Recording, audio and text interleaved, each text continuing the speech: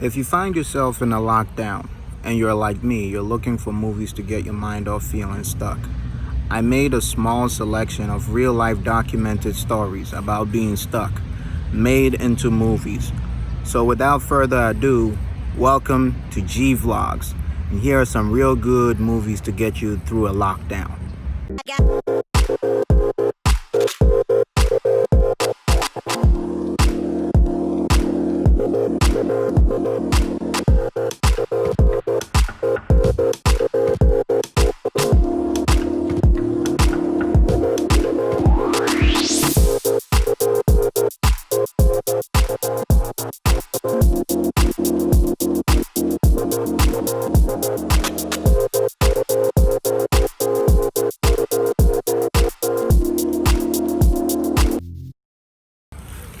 The first movie is Patriots Day. Patriots Day. This is an action thriller about the Boston Marathon bombings in 2013 and the subsequent terrorist manhunt which followed. A reminder of the life we have and how things can change drastically at a moment's notice. This movie is about April 2013 when two bombs explode during the Boston Marathon. The movie takes you through the day of and the aftermath of the attack, the manhunt that followed, and it even highlights some of the courageous survivors. World Trade Center. World Trade Center, a movie about two Port Authority officers who become trapped in the rubble of the World Trade Center after going in to help people escape from the buildings during the terrorist attacks of September 11, 2001. Another movie that will get you through the feeling of being in a lockdown when you start to appreciate the visually stunning tribute to the many lives lost in the survival tragedy. Deepwater Horizon.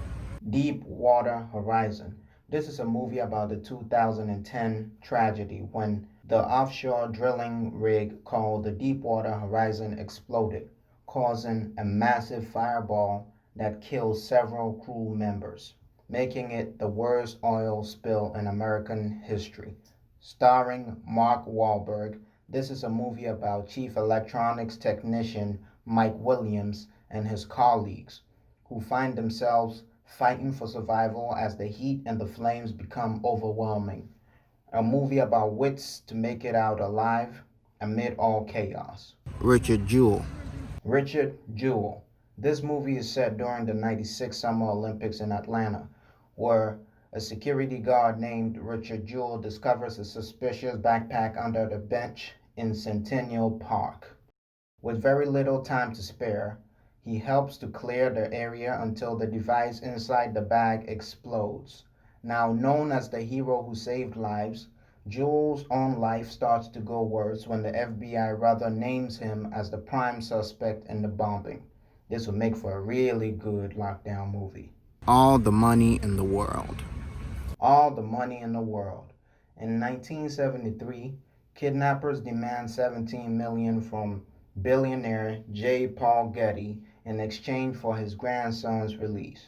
Known as the world's richest man of the time, Getty refuses to pay the kidnappers a single penny, even with the desperate begging of his daughter-in-law Gail and his advisor. With nowhere else to turn, his daughter-in-law, soon in a race against time, looks for a way to save the child's life. Captain Phillips. Another real-life story on April of 2009, a U.S. container ship sailing towards its destination on a day that looks like any other. Suddenly, Somali pirates race and charge towards the ship. The pirates climb aboard and take everyone hostage. The captain of the ship, Richard Phillips, looks to protect his crew from the kidnappers and their leader, Muse.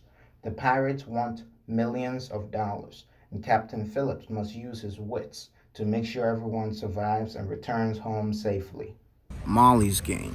This is the true story of Molly Bloom, Olympic level skier who ran the world's most exclusive top level poker game for about a decade before being arrested in the middle of the night by 17 FBI agents. She had players like some Hollywood celebrities, sports stars, business titans, and even the Russian mob. Her only support was her criminal defense lawyer, who learned there was much more to Mali than the tabloids and the news media led people to believe.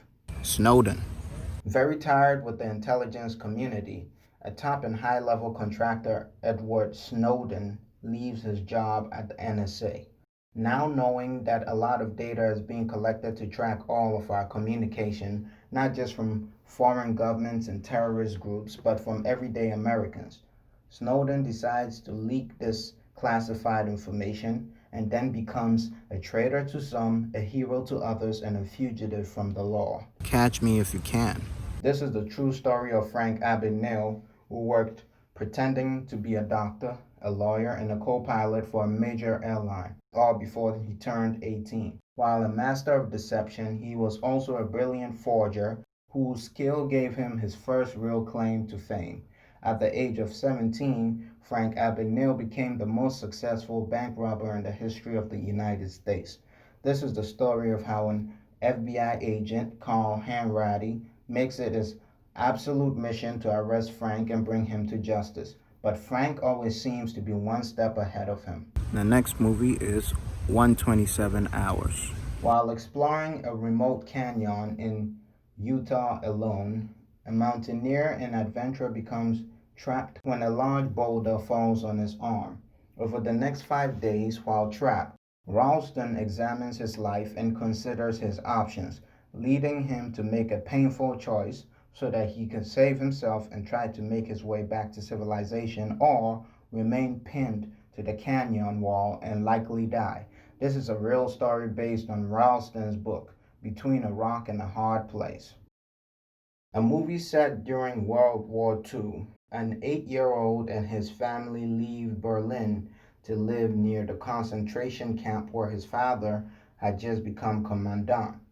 Unhappy and alone, he wanders out alone behind his house one day and finds a Jewish boy of his age. Even though a barbed wire fence of the camp separates them, the boys begin a forbidden friendship oblivious to the real nature of their surroundings. Next, we have Schindler's List. When a businessman, Oskar Schindler, arrives in Krakow in 1939, he is ready to make his fortune from World War III, which has just started. After joining the Nazi Party just for political support, he fills his factory with Jewish workers for similarly pragmatic reasons. When the Nazis begin killing Jews in the Krakow ghetto, Schindler arranges to have his workers protected to keep his factory in operation. Soon he realizes that in doing so, he is also saving lives going against the Nazis. Up next, we have Lincoln. With the country still in another year of the Civil War with a high death count, President Abraham Lincoln brings a full measure of his passion, humanity, and political skill to do what will become his defining legacy: to end the war and permanently end slavery through the 13th Amendment. Having great courage and moral fortitude, Lincoln pushes forward to encourage the country and those in government who oppose him to aim toward a greater good for all mankind. Next, we have Zodiac. A real story set in the late 1960s and 1970s when fear gripped the city of San Francisco as a serial killer called the Zodiac stalked and killed people. Investigators and reporters became obsessed with learning the killer's real identity and bringing him to justice. Meanwhile, the Zodiac claims victim after victim and tests the authorities with cryptic messages, ciphers, and troubling phone calls. And the best movie to watch in a lockdown overall, according to me, is Papillon. This is the epic story of Papillon, a safecracker from the Paris underworld who was framed for murder and condemned to a life sentence in the notorious Devil's Island. Determined to regain his freedom, Papillon forms an unlikely alliance with convicted counterfeiter Louis, who in exchange for protection agrees to finance Papillon's escape. So these are some of the best movies to watch in a lockdown. These are movies that would get your mind off feeling as though you're stuck, and I hope to see you in the next video. Take care.